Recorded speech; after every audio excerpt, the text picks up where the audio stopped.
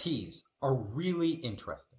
Like it is a revolutionary step in the direction of digitizing and monetizing digital assets.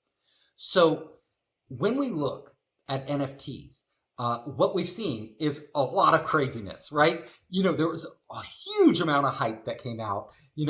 Jack Dorsey's tweet sold for something like $2.9 million. It's a tweet. It's a publicly available tweet, just an image of a tweet.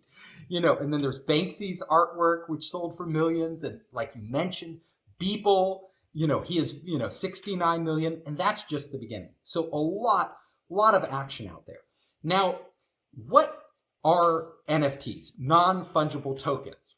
They are different than coins because there is a limited number of them. Like with coins, with tokens, all of them are the same. With NFTs, each one is unique, right? So it's like a piece. It could be a digital artwork piece, a video, a graphic, any sort of graphic image, anything you can digitize, a piece of music online, and you can own the rights to those on a blockchain.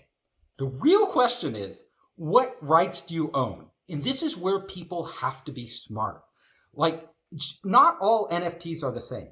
Like literally, an NFT is literally a contract on the blockchain that points to a digital asset. It's not even the digital asset. The digital asset is saved on a server somewhere. So first of all, the first thing you have to understand is that when you buy the rights to basically have that contract on the blockchain for that digital asset could go away. Like literally, if the company hosting the server disappears, your digital asset is gone. Your $1 million digital asset disappears overnight. The other thing you have to understand is that what are the terms of the NFT? Like different NFTs have different terms.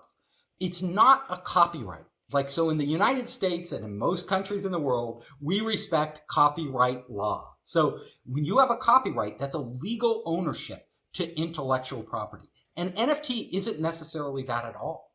So an NFT can be whatever the seller defines it as. So for example, there's a game out there called NBA Top Shot. Really popular game where they have NFTs of videos of famous basketball players like LeBron James, and you can own them. But what do you own? So if you spend your money and own them, and people have been buying them and making fortunes. Like they've literally been buying them and selling them for double, triple, 10 times what they bought them for. It's a really popular kind of trading game with these digital collectibles. Now, the thing is that the NBA, which licensed the right to those videos of the basketball players, isn't actually giving you the rights to the video. So you don't really own the video. What you own is the rights to that video within the game or the system, you could call it, NBA Top Shot. And so on NBA Top Shot, that website basically, you own the digital rights to that video. But if you modify that video in any way, the NBA can take back the rights, no matter how much you paid for it.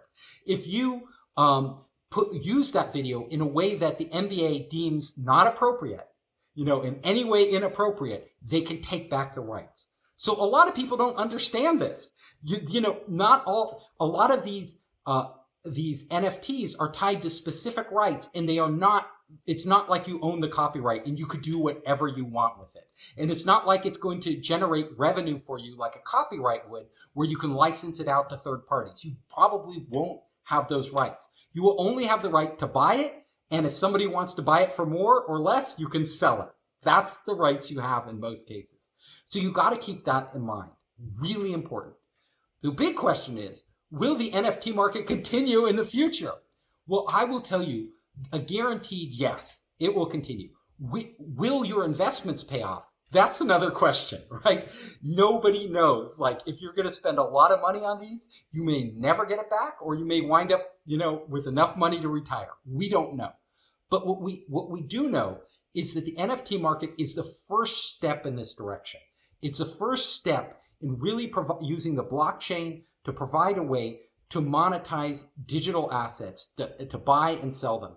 And we are going to see new advanced forms of NFTs, and they may even come under different names, that will be much more powerful and that may incorporate a lot of the legal guarantees that copyright ownership has. And there'll be a merging of the legal with the blockchain. And it's going to be incredibly powerful. It could potentially replace, change the whole IP infrastructure.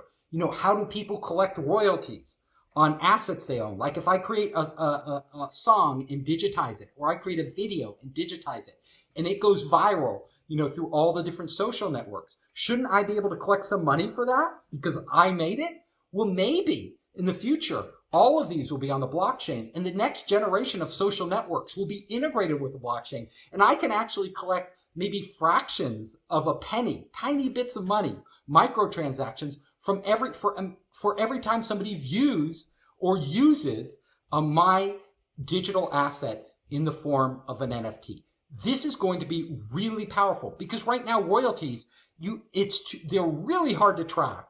And when you get down to micropayments, very difficult to even be worth collecting the money. But NFTs have the potential to solve this problem in a big way. And when we're talking about like the future of the blockchain, future of tokens and cryptocurrency, where I get super excited, what really gets me going is potential like this. Can we take the benefits of the blockchain? Can we reduce the cost of transactions? Like the price of gas for Ethereum is way too high. Can we bring these transaction costs down to almost nothing? You know, and if we can do this, the potential for using the blockchain to manage intellectual property, to manage commodities, to manage, you know, literally every aspect of our society in the future, the potential is enormous. We are going to see a huge sea change, and we're going to see an integration of all this innovation that's been going on in crypto and the blockchain with all these what we consider traditional businesses, whether it's banking, whether it's Hollywood, whether, you know, it's being a lawyer and doing contracts.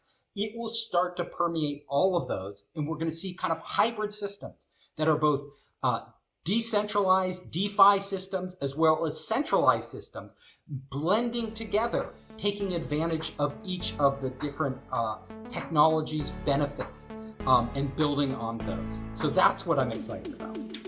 I hope you enjoyed the talk.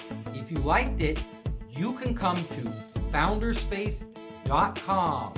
You can check out our latest events, contact us, and see my latest books, Make Elephants Fly, Surviving a Startup, and The 5 Forces. You can also find me on all the major social networks. Just search for Founderspace.